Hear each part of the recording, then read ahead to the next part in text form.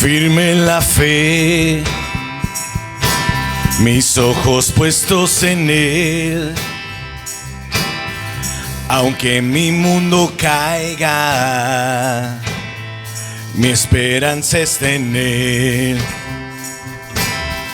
Aún en la tempestad, sé que tu voz me guiará. Nunca temeré, mi esperanza está en Él. Cantamos aleluya, vivo estás, cantamos aleluya, por la eternidad. Cantamos aleluya, vivo estás, cantamos aleluya, por la eternidad. Libre de mi pasado, mi destino está en Él. Ahora tengo futuro, mi esperanza está en Él. Mis ojos han visto aquel que venció. Aunque mis fuerzas fallen, sé que seguro estoy. Cantamos aleluya, vivo estás, cantamos aleluya, por la eternidad. Cantamos aleluya, vivo estás, cantamos aleluya, por la eternidad. Gracias, Señor.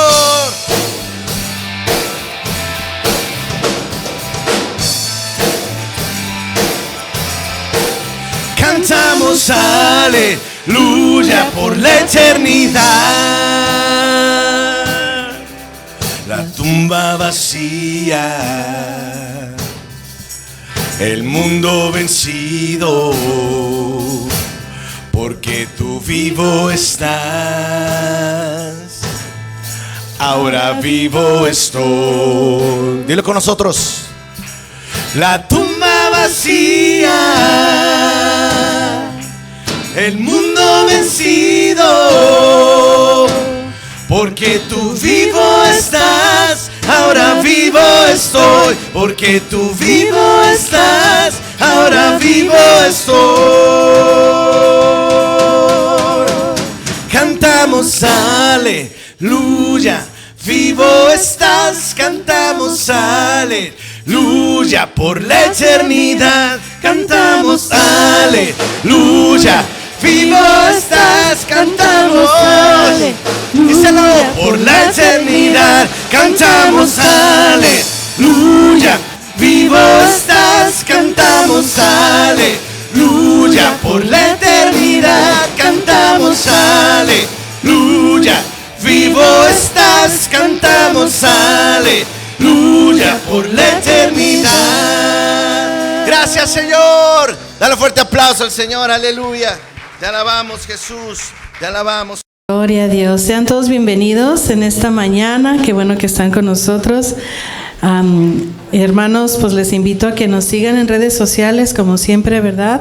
WhatsApp, YouTube también y en Facebook. Cada miércoles tenemos una sesión para mujeres y de hecho ahorita estamos estudiando Mujeres Extraordinarias de la Biblia, una serie muy hermosa y le queda poco tiempo, entonces cada miércoles a las 7:30 pueden entrar a Facebook y ver estas clases, son muy hermosas y tenemos muchos planes para el año, ¿verdad? Que siguen, si Dios nos da vida, amén, que vamos a seguir. Entonces no olviden. Y hermanos, también los quiero invitar a la escuela dominical. Vengan en la mañana a las 10. Yo sé que llego a veces, como dicen, de panzazo, ¿verdad? Apenas alcanzo a llegar, ¿verdad? Pero que el Señor, mi deseo es que el Señor ponga eso en sus corazones. Vengan a la escuela dominical. Es un tiempo muy hermoso de estudio. Los invitamos. Hay para hombres, hay también para mujeres, ¿verdad? Para jóvenes y hay cuidado de niños. Amén. Hermanos, Es todo por el momento. Dios les bendiga y vamos a estar atentos a la palabra. Amén.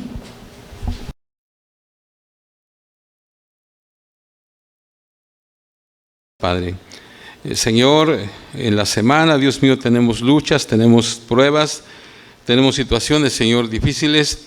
Necesitamos, Señor, que tú estés con nosotros, que Dios mío nos recuerde, Señor, una palabra que escuchamos en los servicios acá. Ayúdanos, Padre. Gracias, gracias, gracias, Señor. En Cristo Jesús lo pedimos. Amén. Pueden sentarse, hermanos.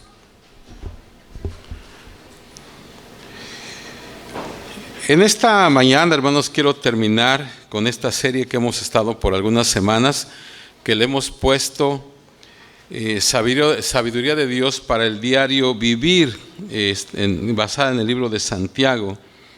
Y esta mañana, hermanos, quiero traer un tema que es muy, pero muy importante para nosotros.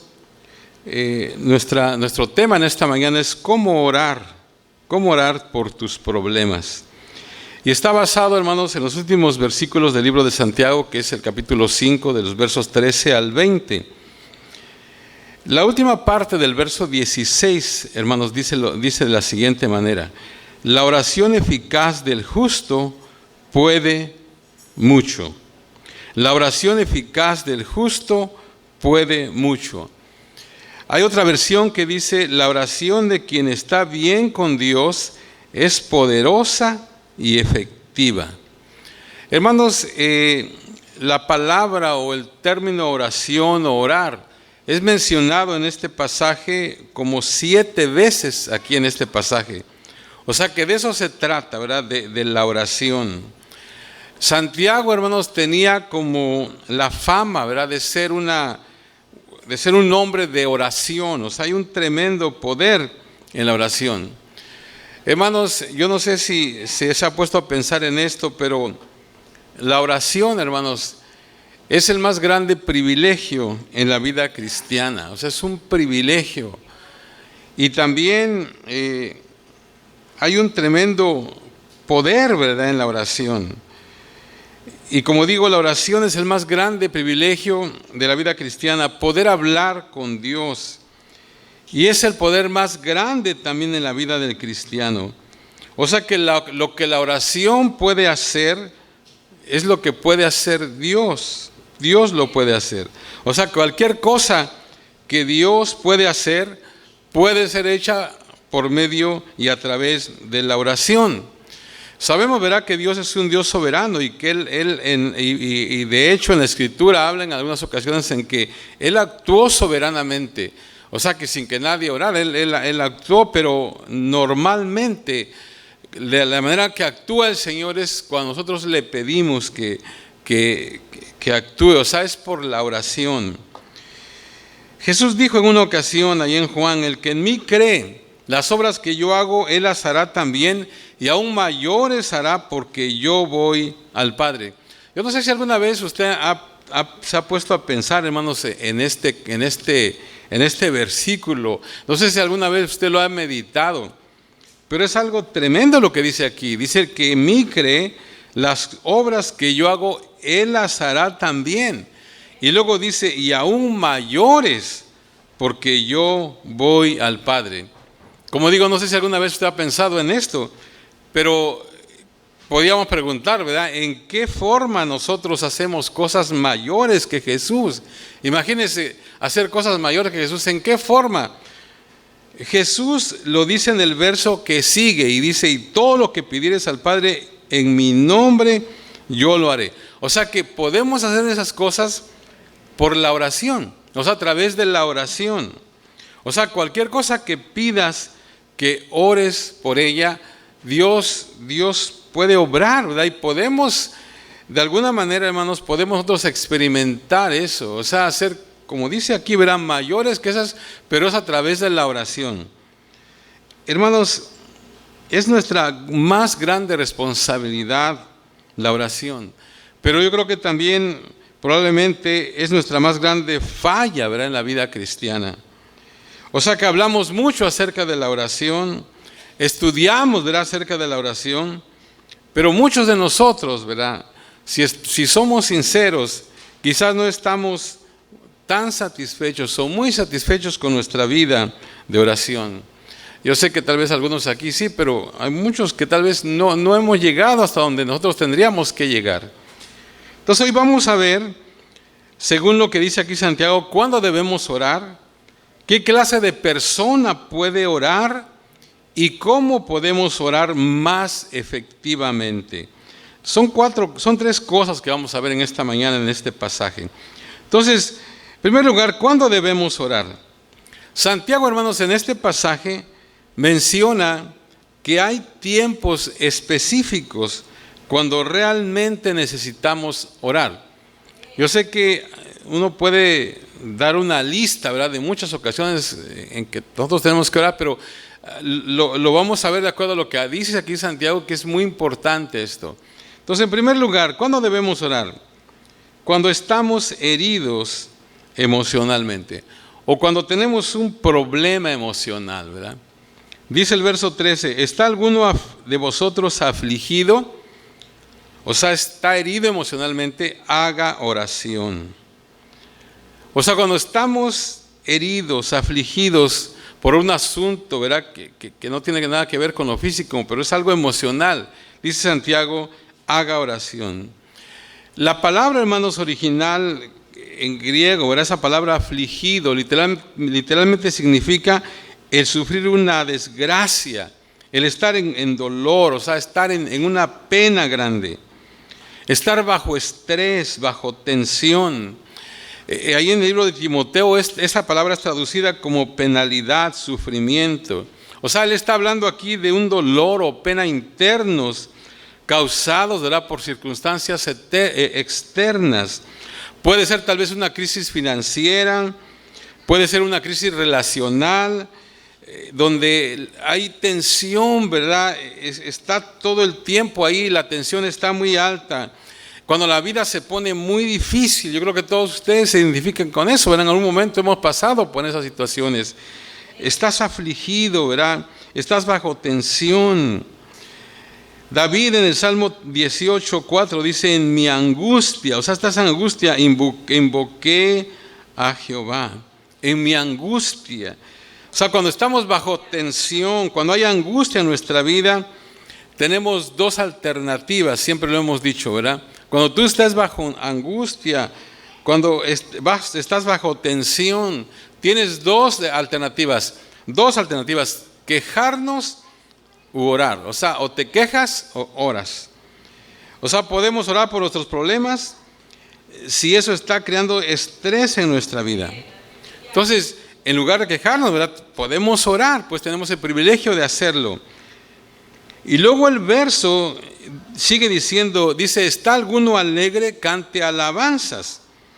Y yo quiero que entiendan esto, hermanos, porque no podemos cantar cuando estamos afligidos, pero podemos orar. No sé si en algunas ocasiones hemos escuchado esta frase, ¿verdad?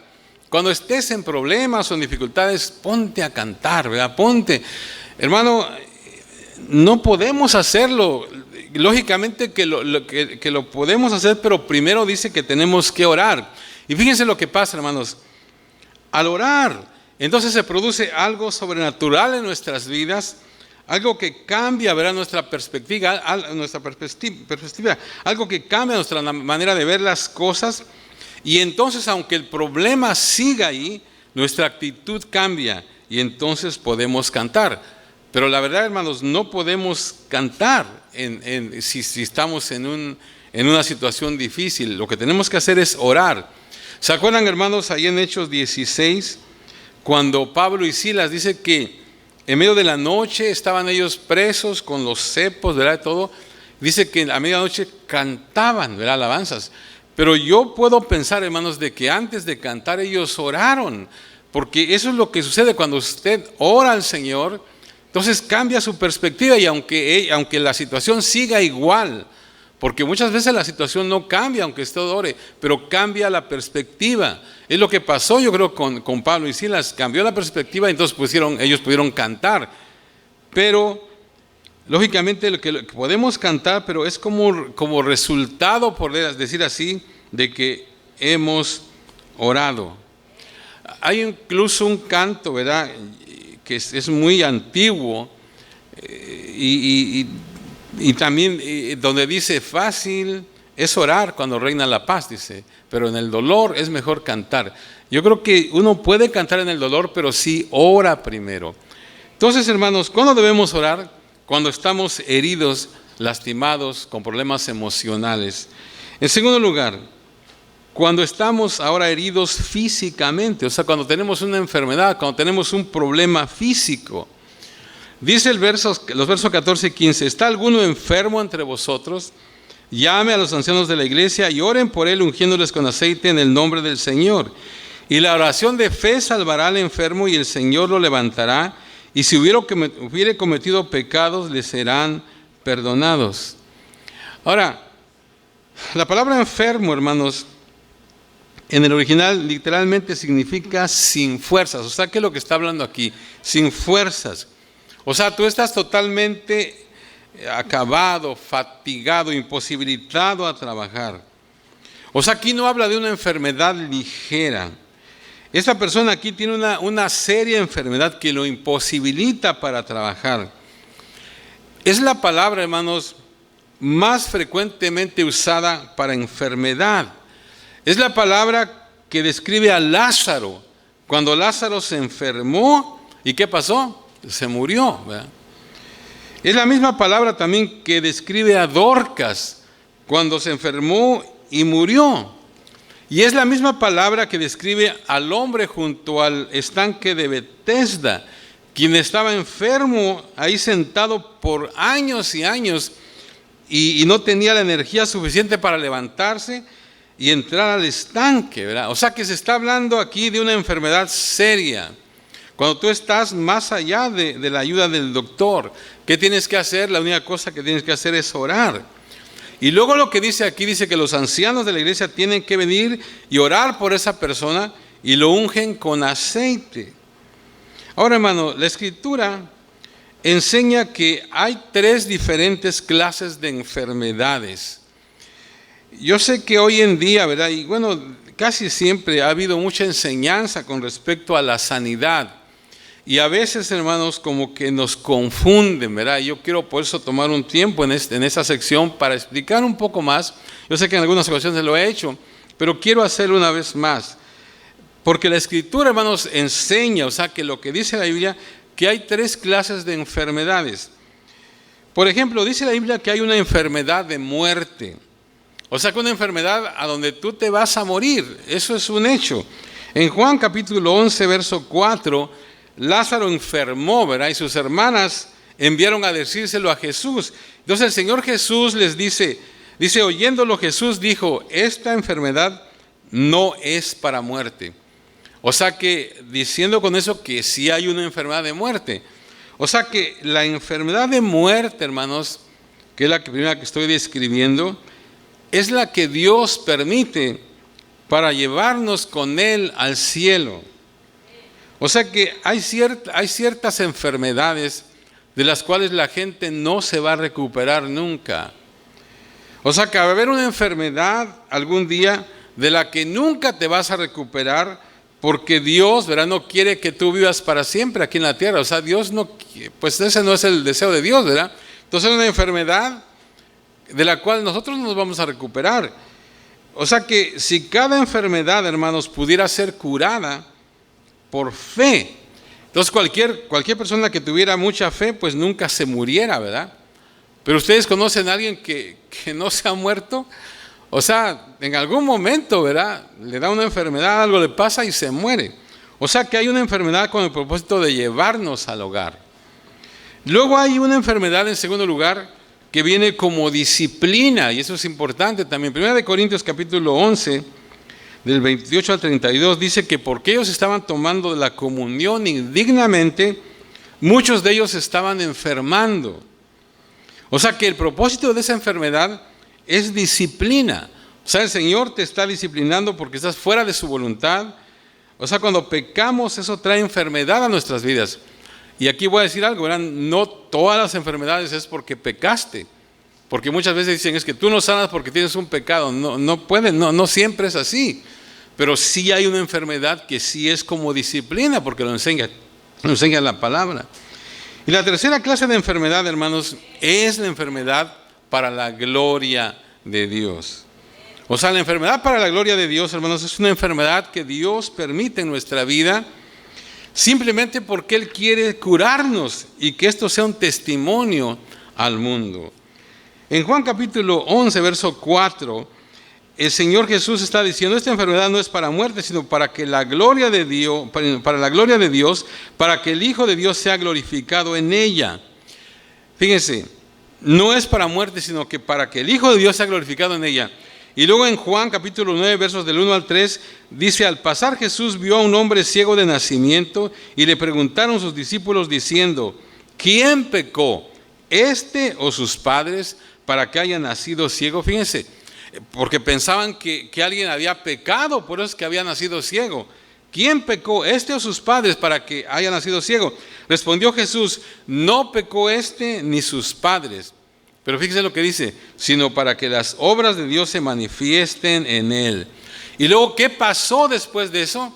El Señor Jesús sanó al hombre y trajo gloria a Dios.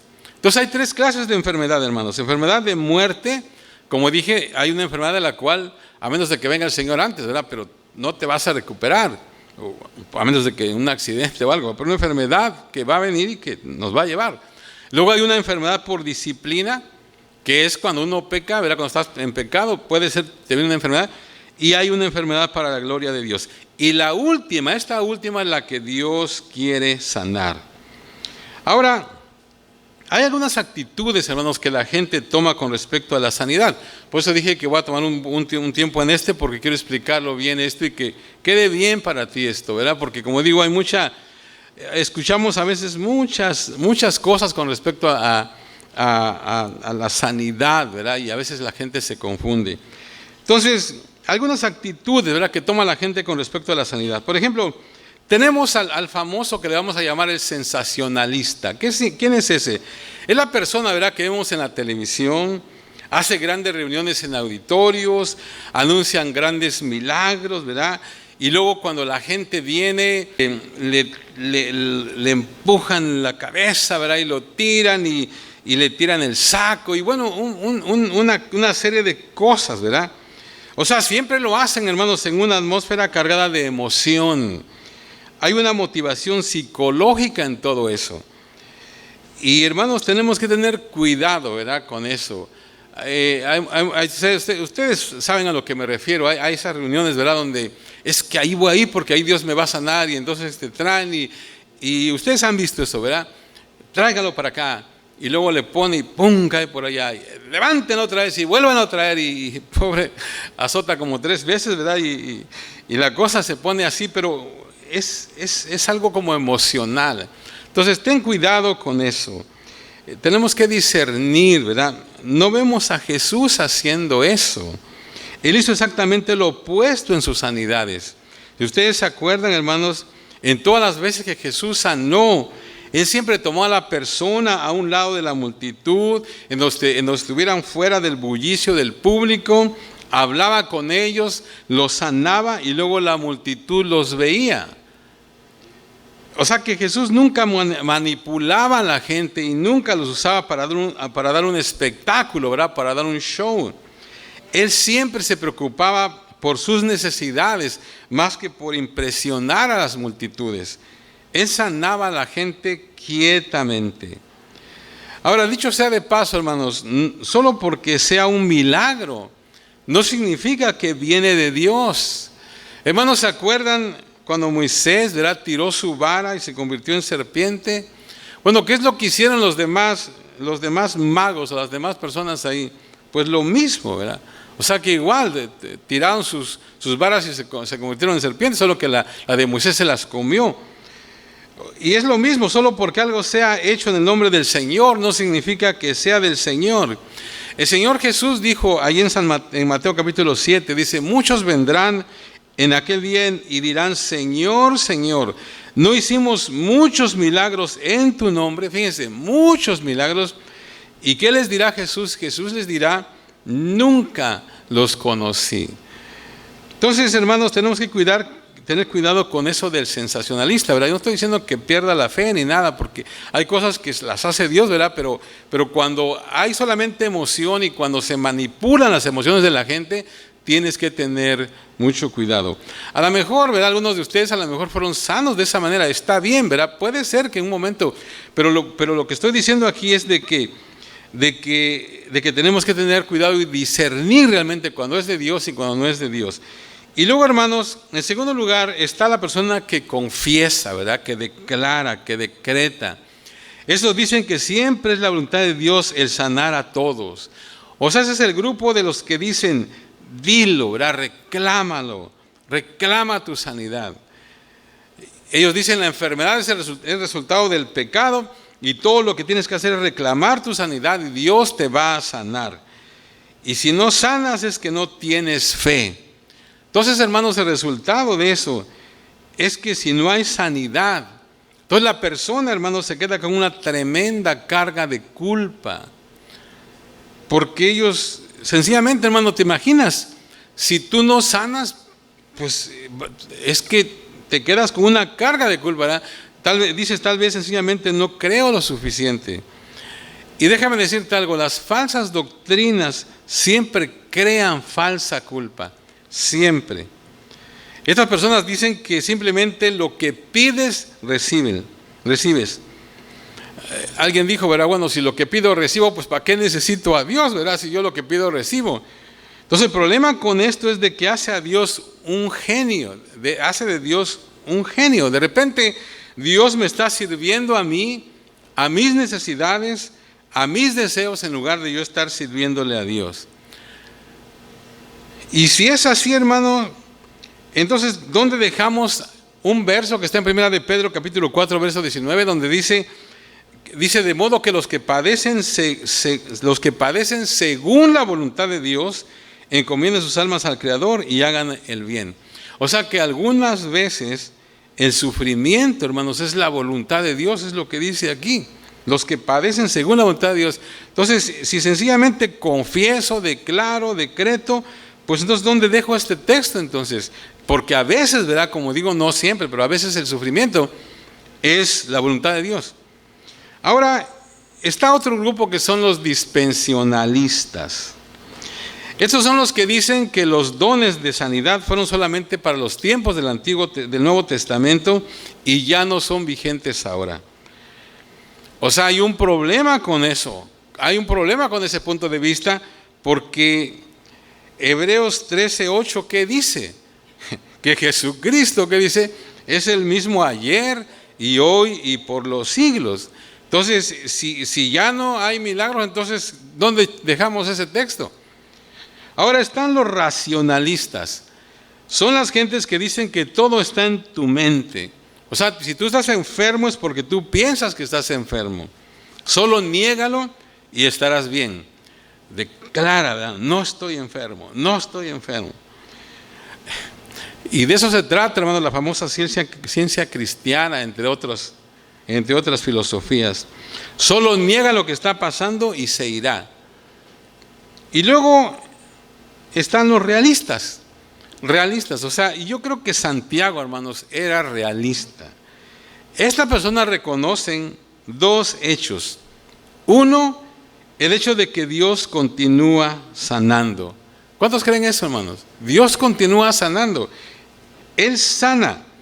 Pero hay otro hecho que reconocemos los realistas, es de que no todos reciben sanidad.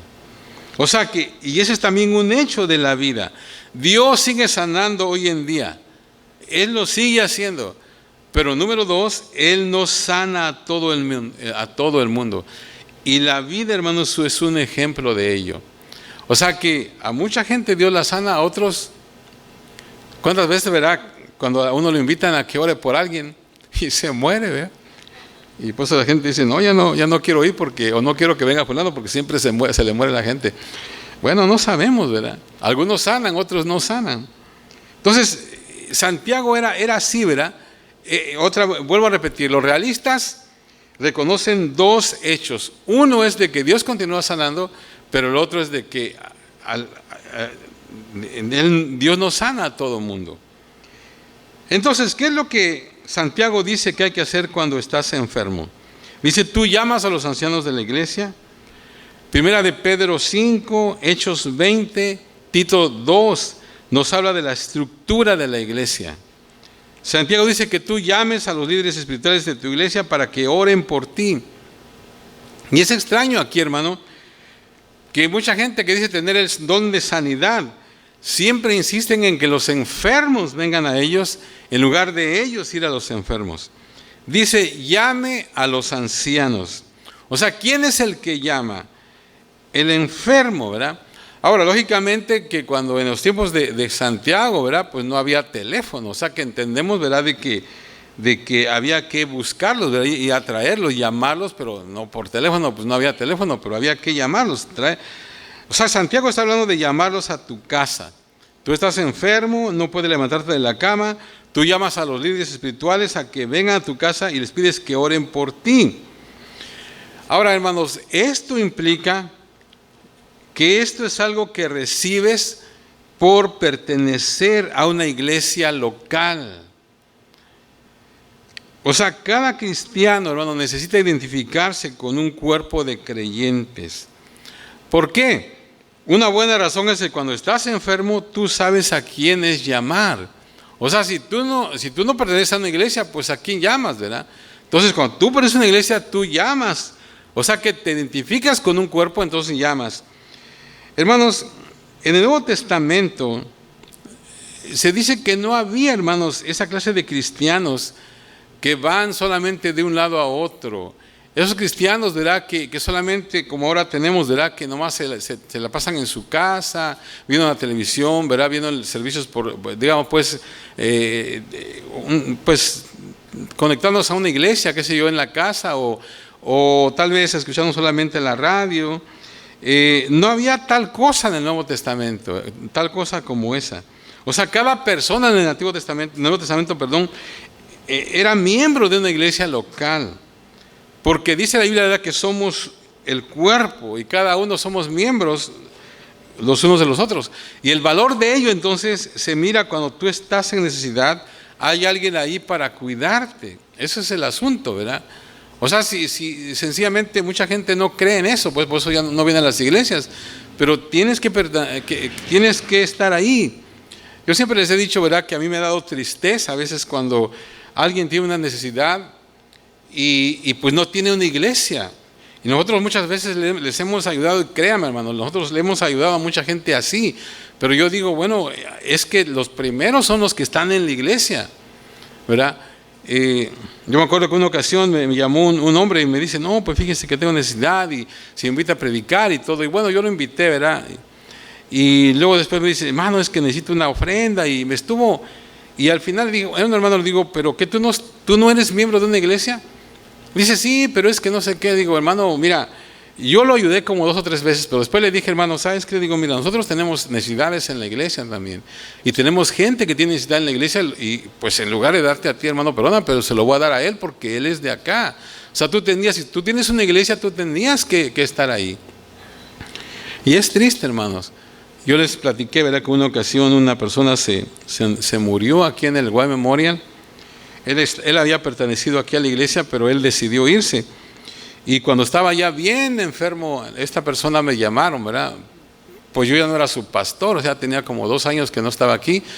Hermano, pues venga, y yo llegué, hermanos, y siempre lo he dicho, yo llegué y estaba solo el hombre, no había nadie con él. Y ya en las últimas, ¿verdad?, yo oré por él y me pasó algo, como les he dicho, que nunca me ha pasado, nunca me ha pasado. Mientras estábamos, después de que oramos, estábamos un tiempo ahí, el hombre se murió. De momento las máquinas empezaron a correr las enfermeras y se murió el hombre. Y luego después de que se murió, vino la esposa y me dice, ¿y ahora qué hacemos? Y yo dije, ¿qué hacemos? Pues, digo, bueno, ¿que él no iba a una iglesia o qué? No, pues sí, pero no sé qué. Entonces, hermano, esto no tendría que pasar. Y la Biblia dice aquí, ¿verdad? Y estamos hablando de la sanidad, dice que cuando tú estás enfermo, tú llamas a los ancianos, ¿verdad? Y vuelvo a repetir, eso significa que tú perteneces a una iglesia. Ese es el valor, ¿verdad?, de cuando tú estás en necesidad, alguien está ahí para cuidarte. Entonces la persona enferma toma la iniciativa, ¿verdad? Ahora, si tú no llamas a los ancianos de la iglesia, ¿cómo van a saber ellos? La palabra enfermo, aquí otra vez habla de una enfermedad que está poniendo en peligro la vida de esta persona. Dice, llame a los ancianos y oren por él. Ahora, aquí hay otra cosa también quiero decir, hermanos.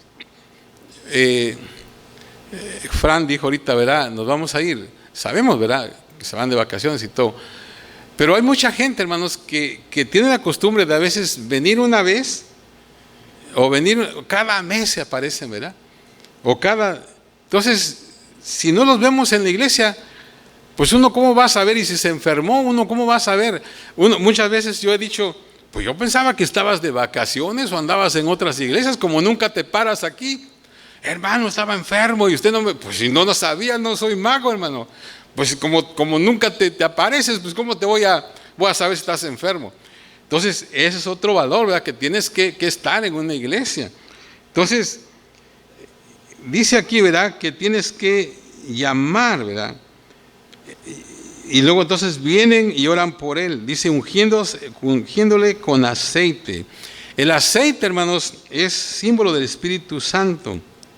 Por toda la Escritura, el aceite es usado como un símbolo del Espíritu Santo. En tiempos del Nuevo Testamento, hermanos, usaban el aceite para dar masaje a la gente. Se usaba como un ungüento, o sea, habla de un valor medicinal en ello.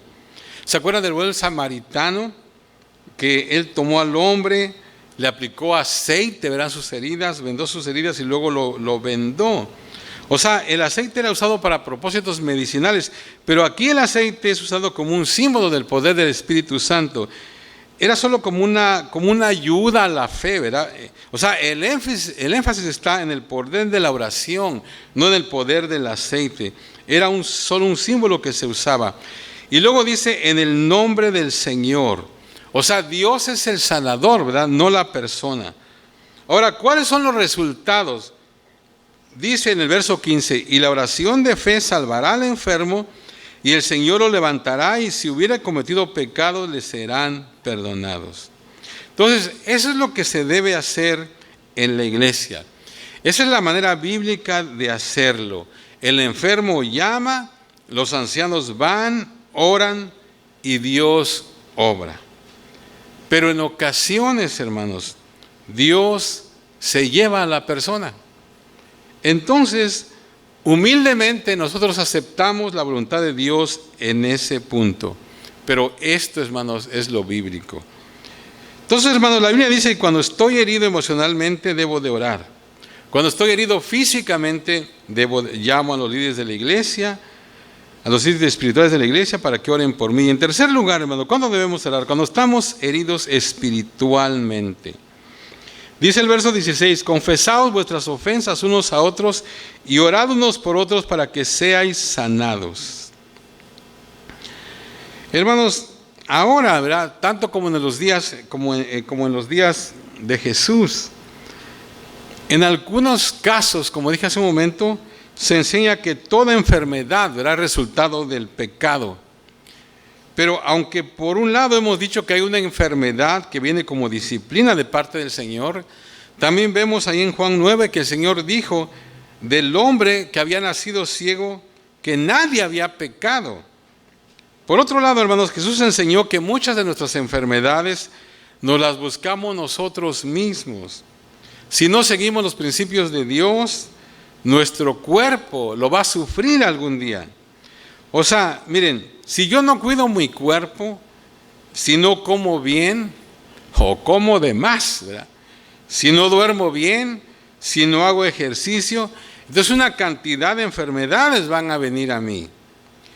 Si no escucho la palabra de Dios en donde dice, por nada estéis afanosos, sino sean conocidas vuestras peticiones, y luego yo me preocupo, me estreso, y como consecuencia de ello me enfermo, entonces yo soy el culpable. O sea, eso es dentro del terreno físico, pero también me va a afectar en lo espiritual. Fíjense, si yo permito resentimiento en mi vida, si no perdono, si no aprendo a llevarme bien con la gente, si no confío en Dios y permito que estas cosas vengan a vivir, va a haber pecado. Dice el texto: confesad vuestras ofensas unos a otros y orad unos por otros para que seáis sanados. Hermanos, como todos sabemos, ¿verdad? Somos un todo, física, emocional y espiritualmente. Entonces, cuando lo espiritual anda mal, afecta tus emociones. Cuando tus emociones andan mal, afecta tu cuerpo. Y por eso es que encontramos este tipo de enfermedades, ¿verdad? Que no sabemos ni por qué salen y que se conocen como enfermedades psicosomáticas. Y son reales, pero vienen de nosotros mismos, ¿verdad? Es un asunto espiritual. Ahora, ¿por qué no todos son sanados? No sabemos, ¿verdad? Dios tiene el poder, pero no es su propósito hacerlo en situaciones diferentes. Dios siempre tiene el poder para sanar, pero no es siempre su propósito hacerlo. Hay un claro ejemplo de esto en que es Pablo, ¿verdad? En Primera de Corintios dice que él oró 3 veces para que Dios sanara una situación en su vida, pero las 3 veces Dios le dijo: no, ¿verdad? Bástate mi gracia. O sea, en otras palabras, tengo un mejor plan para ti. Ahora, ¿cuál es la condición para sanar? Ahora estoy hablando espiritualmente, ¿verdad? Bueno, confesar. A veces preferimos esconder nuestros pecados en lugar de confesarlos. O sea que, hermanos, es una experiencia liberadora el confesar los pecados, sacarlos, ¿verdad? Compartirlos, no solo con Dios, sino también unos con otros. O sea, el revelar nuestros sentimientos es el principio de la sanidad. Por eso el verso 17 dice: confesaos vuestras ofensas unos a otros. ¿Cómo se hace eso, hermanos? ¿Cómo se hace esto? Hay como un círculo de confesión, y esto también es importante. Confiésalos en la manera en que afectó a otra gente. O sea, si yo cometo un pecado solo entre mí y el Señor, solo tengo que confesárselo, ¿verdad? Al Señor. Si es un pecado personal entre mí y otra persona, entonces tengo que ir a esa persona y entonces confesárselo. Ahora, si es un pecado público, entonces tengo que confesarlo ante toda la iglesia. Si envuelve a alguien más, tú debes de ir a alguien más. Entonces, hermanos, ¿cuándo debemos orar? Santiago dice que tú puedes orar cada vez que tengas una necesidad física, emocional o espiritual. No importa cuál sea, debes orar. Ahora, en segundo lugar, hermanos, ¿quién puede orar? ¿Quién puede orar? Algunas personas piensan que tienes que ser un gigante espiritual para orar y obtener, ¿verdad?, esas respuestas sobrenaturales. Y por eso es que a veces decimos, a lo mejor tú alguna vez has dicho: yo nunca podría orar, ¿verdad?, por la sanidad de alguien. Yo nunca podría orar por un milagro financiero. Yo nunca podría. Y muchos cristianos, hermanos, se sienten inferiores.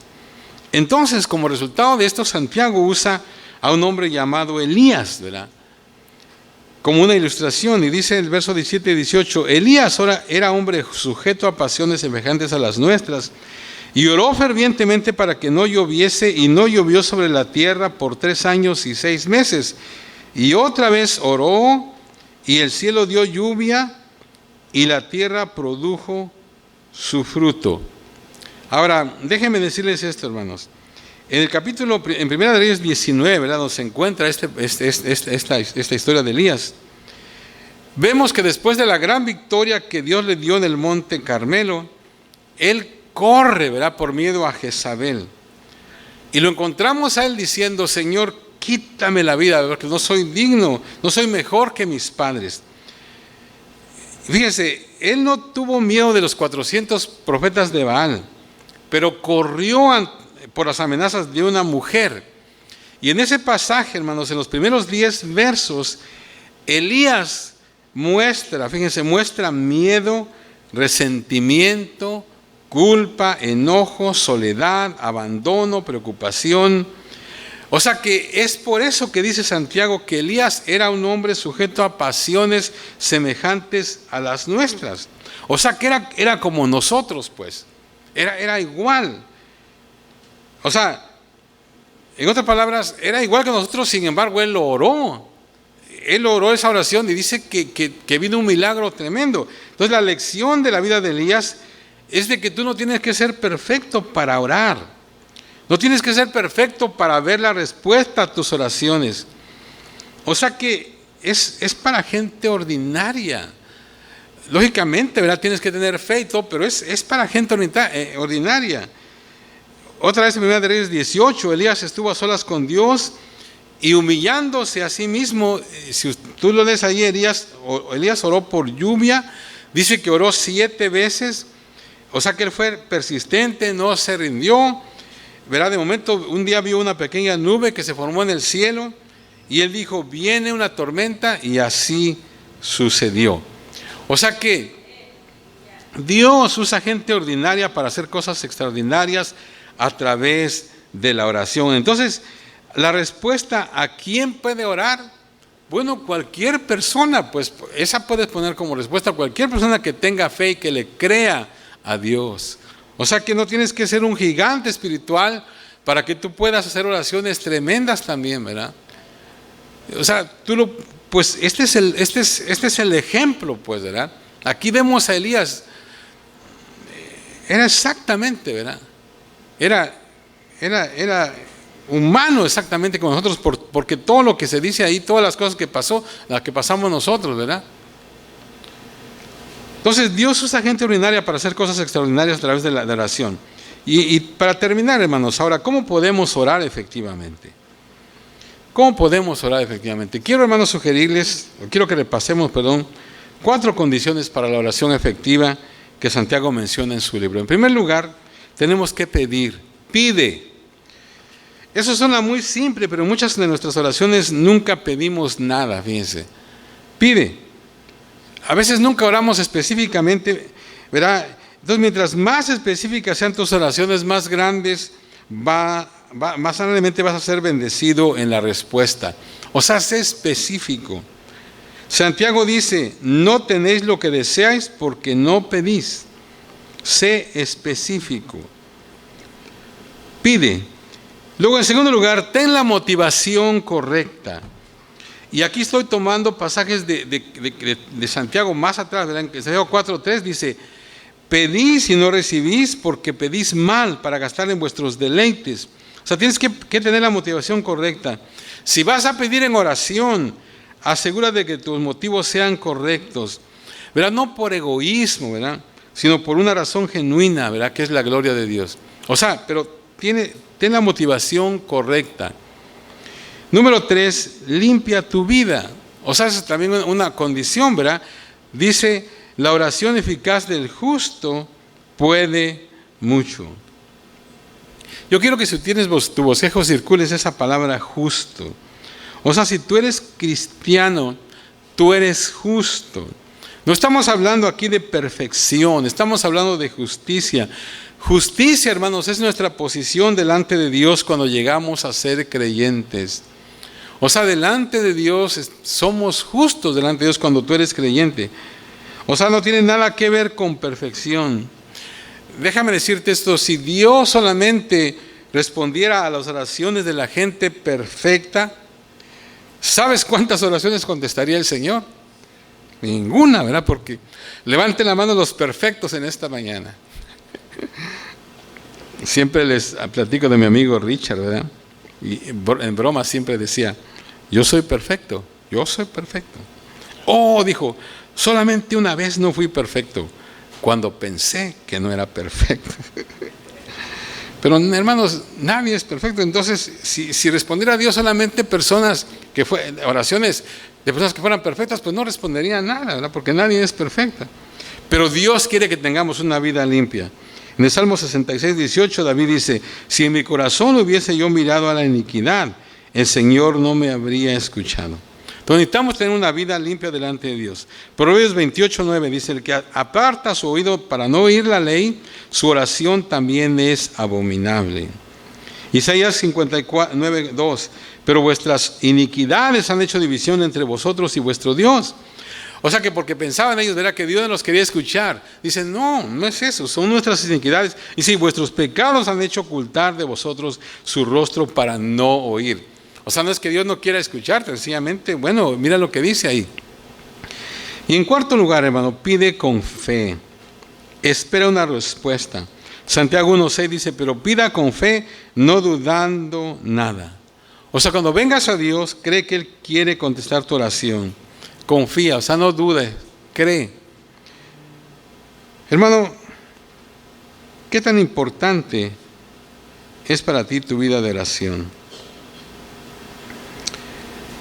Hermano, muchos luchamos, ¿verdad?, con esto más que con ninguna otra área de nuestra vida. Yo no sé cuándo les ha pasado, ¿verdad?, pero a mí me ha pasado, hermanos. A veces yo digo, bueno, ahora sí yo voy a orar, ser más consistente, ¿verdad? Yo tengo el privilegio ahora de caminar todos los días 1 hora y yo digo, orando y caminando, pero a veces no lo hago, o a veces nomás un poquito, ¿verdad? Y luego tengo, pues, mis oraciones para ustedes, ¿verdad? Hermanos de México, ahora hermanos de Guatemala, ¿verdad? Hermanos que yo amo mucho, y bendice al hermano Abraham, bendice al hermano Julián. Entonces, pero a veces no lo hago. Hermanos, muchos luchamos en el área de ser consistentes, hermanos, con la oración. Y realmente, hermanos, muchos no tenemos la vida de oración que nosotros quisiéramos. O sea, necesitamos, hermanos, conocer a Dios de una manera más profunda. Y hermanos, que Dios nos ayude para, hermanos, que nuestra vida de oración pueda ser mucho más efectiva, mucho más, se incremente cada día más. Hermanos, como dije al principio, hoy terminamos esta serie, Sabiduría de Dios para el diario vivir, basada en uno de los libros más prácticos de la Biblia, el libro de Santiago. Hermanos, en este libro, hermanos, no hay mucho que nosotros quisiéramos decir, no hay mucha profundidad, ¿verdad? O sea, que uno diga, no entendí. Hay un autor, ¿verdad?, que dice, dice las partes, dice, no me inquieta tanto, dice las partes que no puedo entender. Me inquietan más las que puedo entender, porque pues tengo que ponerlas por obra, ¿verdad? Entonces, hermano,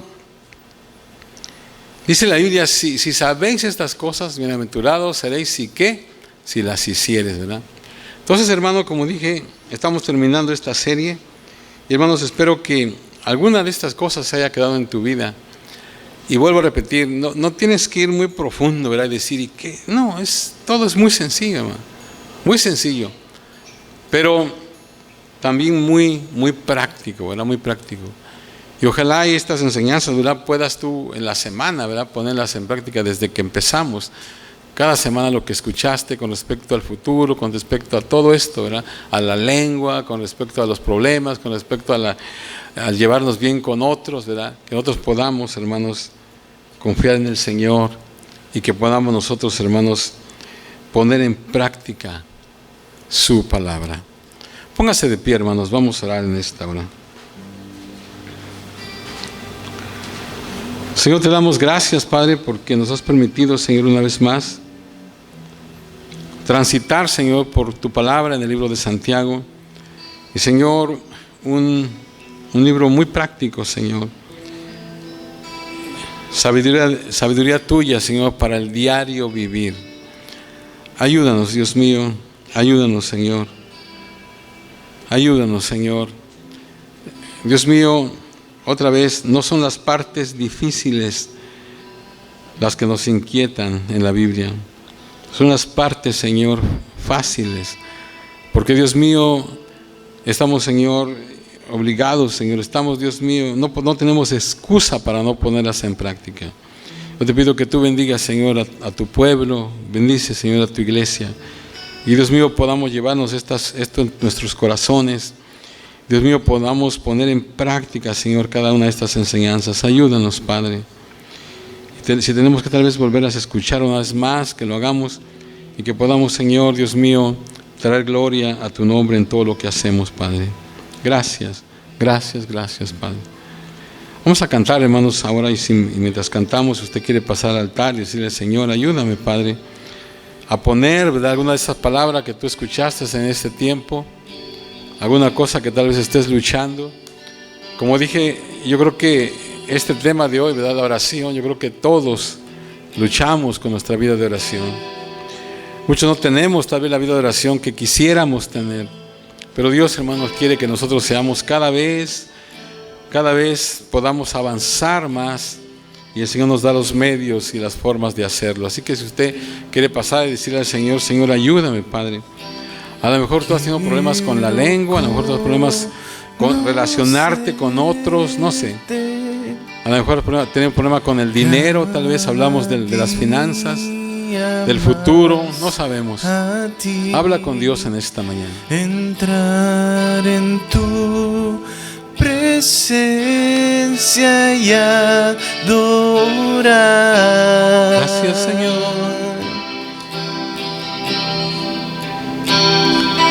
Te adoramos, Señor. Revélanos tu gloria.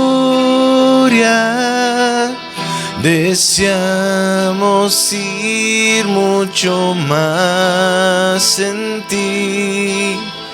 Queremos te adoramos, oh Dios, te adoramos, Señor. Gracias. Gracias, Señor, por tu palabra. Gracias, Señor, por tu espíritu. Bendice a tu pueblo en esta mañana, Señor. Dios mío, ayúdanos, Señor, a poner en práctica, Señor, a Dios mío, a hacer, Señor, todo lo que podamos nosotros, Señor. Porque, Señor, para que, Dios mío, podamos, Señor, practicar lo que escuchamos, Señor. Yo sé que con la ayuda tuya lo podemos hacer. Tu Espíritu Santo, Señor, nos capacite, Señor, para Dios mío, vivir la vida, la clase de vida que tú quieres que vivamos, Señor. Ayúdanos a tener más compañerismo contigo, Señor, a conocerte más cada día.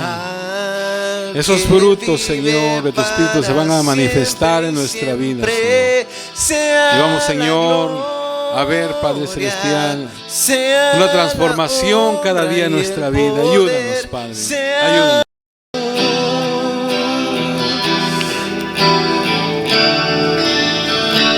Gracias, Señor.